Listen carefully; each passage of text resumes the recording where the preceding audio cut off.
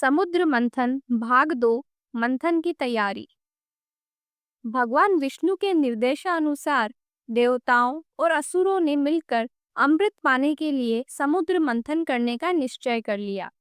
परंतु यह कार्य किसी सामान्य यज्ञ या युद्ध जैसा नहीं था।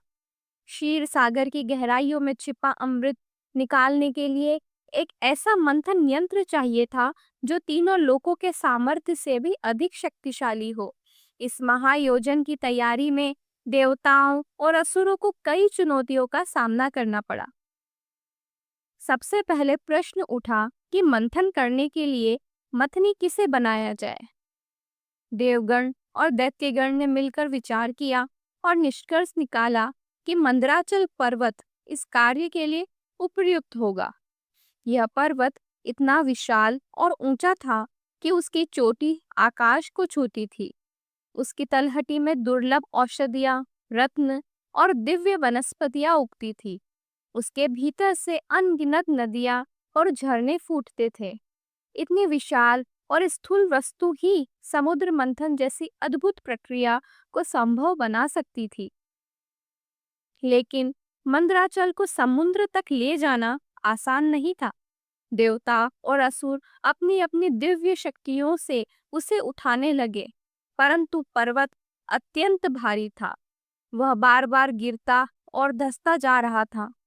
जितने भी प्रयास किए गए सब व्यर्थ हो गए। यह देखकर देवगण फिर से विष्णु भगवान के पास पहुंचे और बोले, प्रभु, यह पर्वत हमारी सामर्थ्य से बाहर है, अब क्या करें? भगवान विष्णु ने करुणा दिखाते हुए अपना वाहन गरुड़ भेजा ताकि मंदराचल को समुद्र तक लाया जा सके। गरुड़ ने अपने विशाल पंख फैलाए और अपनी अलौकिक शक्ति से मंदराचल को उठाकर क्षीर सागर के तट तक पहुंचा दिया। इस प्रकार मंथन की पहली तैयारी पूरी हुई। लेकिन समुद्र में पर्वत को डालते ही वह गहराई में डूबने लगा। समुद्र की अथाह लहरें उसे स्थिर नहीं रख पा रही थी।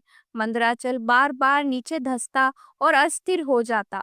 तब देवताओं और असुरों ने फिर विष्णु भगवान को पुकारा। भगवान विष्णु ने मुस्कुराकर कहा, चिंता मत करो, मैं स्वयं इसे स्थिर करता हूँ। यह कहकर उन्होंने कूर्म कश्यप अवतार धारण किया। उनका कश्यप रूप इतना विशाल था कि उसके कवच पर पर्वत सुगमता से टिक गया। उन्होंने समुद्र के बीच अपनी पीठ पर मंदराचल को स्थिर कर दिया। कूर्म अवतार की पीठ ही मंथन की धुरी बन गई। यह दृश्य अत्यंत अद्भुत था। समुद्र के बीच भगवान विष्णु का विराट कश्यप रूप, जिसकी पीठ पर मंदराचल पर्वत अडिग खड़ा था। ऊपर देवता और असुर तैयार खड़े थे। यह क्षण स्वयं ब्रह्मांड के लिए भी अनोखा था, क्योंकि पहली बार देवता और असुर किसी काम के लिए साथ खड़े थे। अब बारी थी मथनी को घुमाने के लिए रस्सी की। देवताओं ने प्रस्ताव रखा कि वासुकी नाग को ही मंथन की रस्सी बनाया जाए।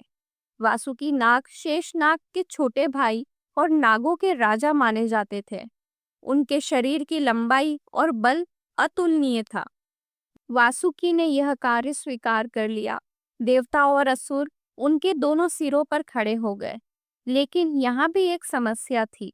वासुकी के मुख से विषैली अग्नि और धुएं की लपटें निकलती थी। यदि देवता उनके मुख की ओर होते तो वे विष से नष्ट हो जाते। इसलिए भगवान विष्णु ने व्यवस्था की कि देवता उनकी पूंछ पकड़े और असुर उनका मुख। असुर, जिन्हें अपने बल और साहस पर गर्व था, वासुकी का मुख पकड़ लिया। वे समझते थे कि मुख पकड़ना अधिक प्रतिष्ठा का प्रतीक है, लेकिन उन्हें ज्ञात नहीं था कि यह उनके लिए विषातक सिद्ध होगा। इस प्रकार देवता सुरक्षित रहे और असुर विष की लपटों में घिरे रहे। यह भी एक प्रकार के विष्णु भगवान की योजना का ही भाग था। अब मंदराचल पर्वत कूर्म अवतार की पीठ पर स्थिर था। वासुकी नाग रस्सी के रूप में तैयार था और देवता असुर दोनों अपने अपने स्थान पर खड़े थे। क्षीर सागर के चारों ओर एक अद्भुत वातावरण बन गया था। देवताओं के चेहरे पर उत्साह और श्रद्धा थी, तो असुरों के चेहरे पर लालसा और गर्व। समुद्र की लहरें मंथन के आरंभ की प्रतीक्षा कर रही थी। चारों ओर देवताओं की स्तुतियां, ऋषियों के मंत्र और अप्सराओं के गायन की ध्वनि गूंज रही थी। यह केवल अमृत प्राप्त करने का प्रयास नहीं था, बल्कि यह ब्रह्मांड के इतिहास में पहली बार था जब विरोधी शक्तियां एक ही लक्ष्य के लिए साथ काम कर रही थी। मंथन आरंभ करने से पहले देवताओं ने भगवान विष्णु और शिव को प्रणाम किया और उनकी कृपा मांगी। असुर अपनी शक्ति पर गर्व करते हुए जोर जोर से गर्जना करने लगे। वासुकी नाग ने अपना शरीर कसकर मंदराचल के चारों ओर लपेट लिया। इस प्रकार समुद्र मंथन का मंच पूरी तरह तैयार हो गया। समुद्र के बीच मंदराचल पर्वत, उसके नीचे कूर्म अवतार, चारों ओर क्षीर सागर की लहरें, बीच में वासुकी नाग की विशाल देह और दोनों ओर खड़े देवता असुर। भगवान विष्णु ने अपने हृदय में सबके कल्याण की कामना की। उन्हें ज्ञात था कि मंथन के दौरान पहले विष निकलेगा, फिर रत्न और अंत में अमृत। उन्होंने यह भी तय कर लिया था कि अमृत अतः देवताओं को ही मिलेगा।